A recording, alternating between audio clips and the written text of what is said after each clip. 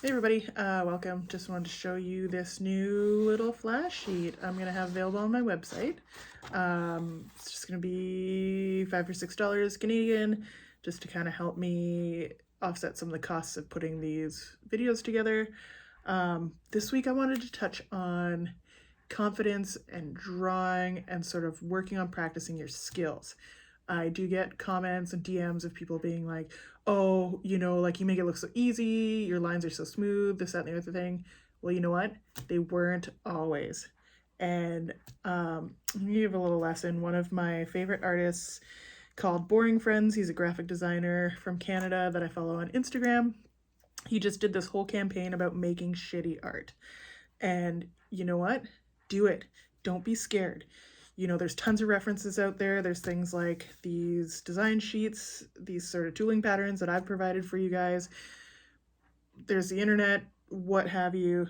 But just know that when you sit down to make art, it doesn't always have to be something beautiful and perfect.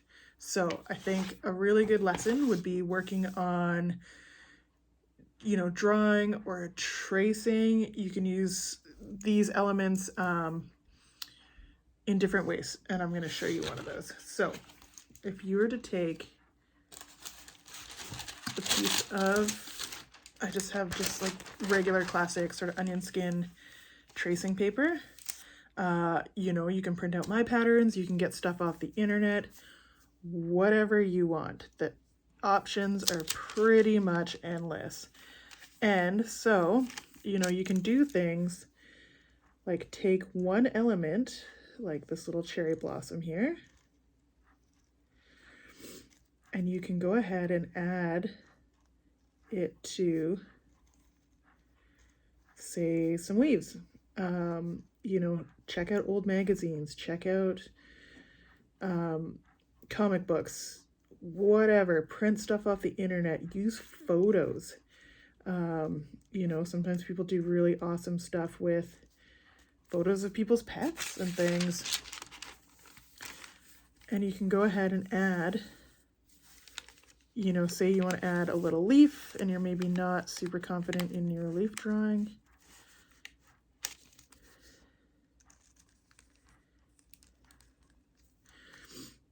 And with very little effort, you've put together a little tooling pattern of your own. You just add like a little middle section there, maybe something like that. And it's just that simple. Not everything is going to look perfect all of the time. I do really suggest spending some time with your sketchbook, really just working on things like curves. Sit and draw spirals. What you're doing is you're building up muscle memory in your hands. So a little backstory of mine is about 10 years ago now, I lost absolutely every single sketchbook from my entire life in a flood in Calgary, where I was living at the time. And that forced me, I took it really, really poorly, and I didn't draw for almost 10 years. I've really only gotten back into it when I got back into leathercraft. And it's been a journey. I don't always draw great stuff, but with a little time and effort and encouragement from friends and family and all of you guys, I kind of got back into it. But the eraser was invented for a reason, and you can always go over pieces you've already done. If you make a little mistake, erase it, start again, try something different. There's a lot of really great tutorials, and I can get into them a little bit too if you'd like, about figure drawing and stuff like that. Maybe let me know in the comments if that's something you'd be interested. I can look at doing it sort of further down the road. But yeah, just give yourself some space and time to practice. every single time you sit down to do art doesn't necessarily have to yield a perfect piece of art. And one thing that's really going to help build your skills in leather carving is I'm just going to very quickly case this. This is just a little water and isopropanol alcohol. We talked about this in the stamping video. It just gets right down in there and cases it real quick. This is for all intents and purposes of practicing. It's really great just to grab your swivel knife, give yourself some little drills to do, you know, try to do some long curves, some nice straight lines. You really want to be locking up your wrist and using your arm to move things. Obviously, you would use your fingers to do like a little fine tuning and get around stuff. But just take some pieces like this. This is just, you know, I can't really make anything out of this aside from maybe a keychain or whatever, but it is worth it to really put in the time and get a bit of practice in there. And it doesn't have to be anything. It doesn't, you know, this doesn't have to end up being a flower. It doesn't have to end up being a giant boat or whatever you feel like tooling. One thing that I like to do, and maybe this is just because I'm a child of the 80s, but I love practicing by writing cursive. I don't know how many of you remember cursive, but it was oddly like one of my favorite things to do in school. I don't know, maybe this is just like a short little weird tutorial, but I just really want everybody to know you are capable. It just takes time. And to put things into perspective, I've been a professional artist for over 20 years. So I will absolutely make things look easy, but it's also because I don't post failures as much as I should. Maybe that's something I can commit to doing. And, you know, like going over and explaining what I did wrong. I try to do that in these videos. And I think I've been pretty okay at it so far, but there's always room for improvement. And there's always going to be mistakes. And that's okay. It's not a reason to give up. It's just a reason to take a lesson and learn. And that was something when I was at the metal studio, my old boss would say, you know, like I'd be upset because I made a mistake. I messed something up. I didn't weld something properly. And it was never a scolding. It was always, well, what did you learn? Did you learn something? Did you learn a lesson today? And that, you know, that was the most important part. It wasn't the failure. It was what did you learn? And with something like art, you know, your style's always going to be changing. You're going to find new and different things you like. And just keep at it. Keep trying new things, get different reference material. That's what I'm hoping some of these patterns and stuff can be for y'all. You know, let me know if there's maybe some different styles you'd like to see. Obviously, I can't get to all of them. I am open for commissions as well if there's something super specific and it's not normally something that I would do, but I am going to definitely focus on putting out more patterns this year.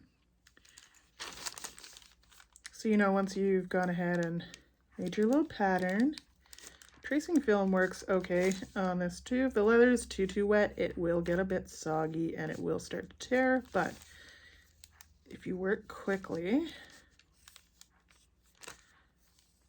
you should be able to get it on there, no problem.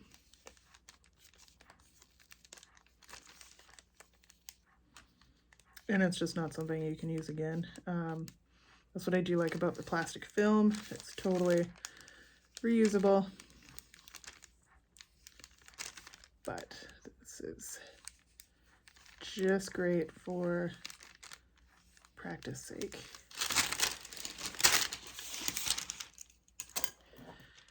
So you don't necessarily always have to focus on tooling. You know, sometimes it's good just to work on your knife cuts. And admittedly, I am not nearly as skilled with one of these classic swivel knives as I am with the yokeless one. And that's just, you know, I've been working with the other one for coming up on probably about 1.5 years now. And I've gotten very used to it. I've spent a lot of time practicing.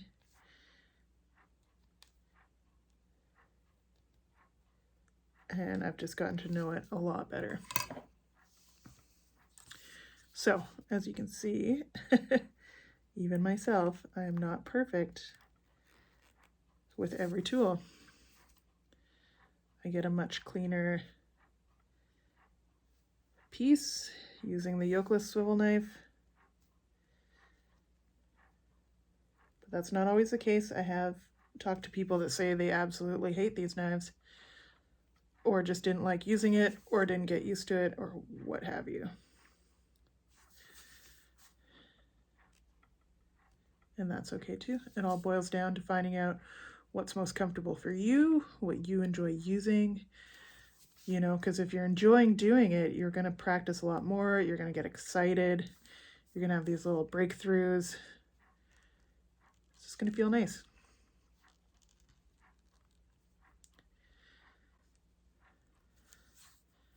But to get you going along the way, like I said, don't be scared to make bad art.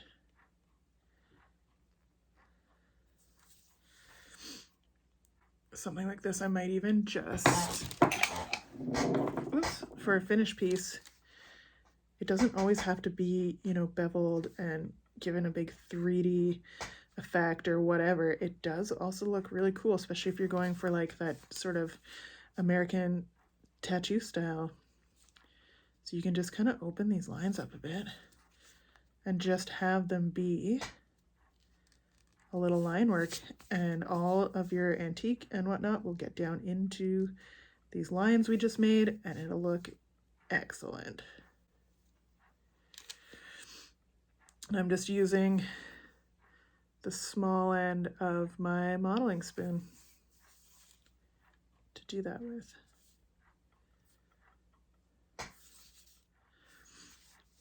And there you go. It's quick and easy. You know, you could do a little journal cover with a whole bunch of these flowers all over them. A bag would look sweet. You name it. Like I said, these don't all have to be done exactly as I've drawn them out. It's more just a guide and a little bit of a reference for you to work on. You know, put your own sort of little flair into it. Sometimes when I really want to get some practice into, I'll just doodle on a piece of scrap leather versus in a sketchbook or whatever. You kind of get the feel of your knife. You can get used to, you know, depth control and just building lines. Quite honestly, I'm actually a lot better at drawing with a swivel knife than I am with a pencil. After, you know, it's been I'm coming up on almost 2 years of tooling, and I still have a long way to go. So I kind of feel like with these little lessons and stuff, we're in this together, you know. It'll never happen overnight. Don't compare yourself to me. Don't compare yourself to someone else. Just do your best. Do what's going to make you happy. You know, if that's tooling the same rows on everything all the time, that's rad. You know, if that's what you like doing, go for it. If you want to go online and find your favorite comic book or cartoon character and put them on a wallet, do it. It's great practice. One of the greatest lessons I was ever given in art class when I was growing up was, it's just a bunch of lines. That's it. And nothing has ever made so much sense to me. I remember our art teacher giving us a drawing of a man sitting in a chair in a grid. And she gave that drawing to us upside down. And we weren't allowed to write the drawing at all. And she said, you know, you have to train your brain. So you'd go square by square, and if each square had, you know, say one square is the side profile of a face or whatever, it's part of a nose. There you go. There's a little nose there. And then the next square above it was the rest of the, this guy had a big nose, whatever. You get the idea. But you go, you know, you would go piece by piece, and it was all about finding the lines within that square from your reference piece and putting it into your actual work. And, you know, kids were like trying to sneak and like flip it over and do it that way or whatever. But you need to train your brain. It's all just a bunch of lines that add up into a nice picture in the end. Hopefully it'll take a little bit of the frustration out of it. You know, it'll help you kind of see different curves and shapes and things out in the wild. It'll just really get you working on those, you know, drawing and tooling squares. And that's not to say there's absolutely nothing wrong with not drawing patterns yourself, you know, with getting ones that are pre-made. That's fine. I do it all the time.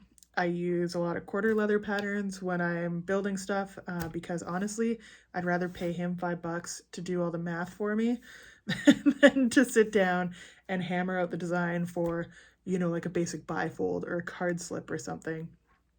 But that's just me. And, you know, you're going to run into a lot of different opinions and instructions along the way. And the best thing, in my opinion, which could be totally different from yours or anybody else's, is to really, you know, take each one of those lessons with a little bit of a grain of salt and find a way to use them in your own work and to, you know, make them work for you. I don't know if I'm saying that right. You know, sometimes I stumble with words a little bit, but I guess what I'm trying to say is, you know, one person doesn't have all the answers. It's good to follow me. It's good to follow, you know, other leather crafters that, you know, do work in the style that you like and you would like to create. Okay, so I know this has maybe turned into a little bit of a ramble, but I just really wanted to show y'all some ways that I've found help me build skill and knife control and build up a little bit of confidence when it comes to learning how to tool leather. It takes a while. Even my first one, and I will post a photo of it in this if I can find one.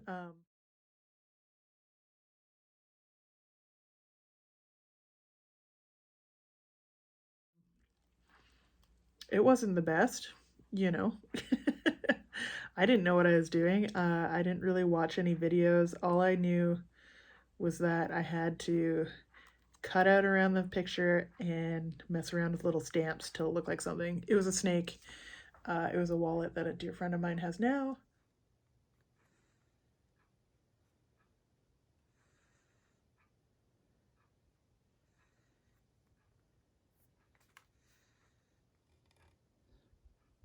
It was exciting though. It was like it's like a new adventure, and some of the wallets that came after that, I'm not gonna lie, they sucked. I look back on them now and I'm like, oof, how did somebody like were my friends just being super nice to me? It it takes a while. And so yeah, don't be scared to make shitty art. Doodle with your knife. Sometimes I'll be watching a little Netflix or whatever on my iPad and I'll just sit here and make lines happen. And what you do is over time, it builds up that muscle memory. It gets your hands stronger. I have said this a million times. I have very damaged hands, and the more that I kind of pick away and mess around and try to use my knife and such really helps. It helps build up those muscles, and it helps me get better at being able to control this little contraption. So yeah, that's it. I mean, if you're anything like me, I used to get in a lot of trouble for doodling in my notebooks when I was in high school. And I know that was a lot of years ago now, but keep it up. Doodle on leather, doodle on little scraps of paper, trace stuff, draw stuff. Just really practice. That's all it takes. And, practice just makes more proficient. And the more time you spend on it, the more satisfying it's going to be, the more you're going to celebrate the little victories, and the more you're going to love doing this. Don't go into it with the mindset that you're just going to be perfect and your tooling is going to be the best and you're just going to sell it all right away. Get into it for the art. Start it as a hobby. I wish I had, honestly, full disclosure, I wish I had spent more time on this as a hobby before I tried to make it my job. There, comes certain challenges with that as well too. But don't ever lose sight of why you're doing this. You're doing it because you like being creative. You're doing it as maybe an outlet for something. I got really hard into it when I quit drinking because it was something that just kind of, focused my brain. And as somebody that's very neurodivergent and has a hard time focusing on a good day, I find leathercraft is something that I just kind of hyper fixate into, and it helps me kind of, calm that all down and enjoy my time. So I know this has been a weird one, and I hope that y'all have learned something, anything helpful out of all this. I just really wanted to, kind of squash some of the bad talk, some of the I'm not good enough, or, whatever. Art's subjective, and the most beautiful art comes from people that pour their love and their time into it. It doesn't have to be, classically beautiful or whatever, Just enjoy what you're doing, and people will enjoy it. And if they don't, who gives a shit? You're not doing this for them anyways. You're doing this for yourself. So, sorry for swearing, but that's going to be it, I think. Okay, everybody, that's going to be a wrap on this week. I hope everybody has very wonderful holidays, and I just wanted to say a quick thank you for following along and supporting this little channel while it gets growing. And if you like what you see, please like and subscribe. I'll catch you in the next one. Bye.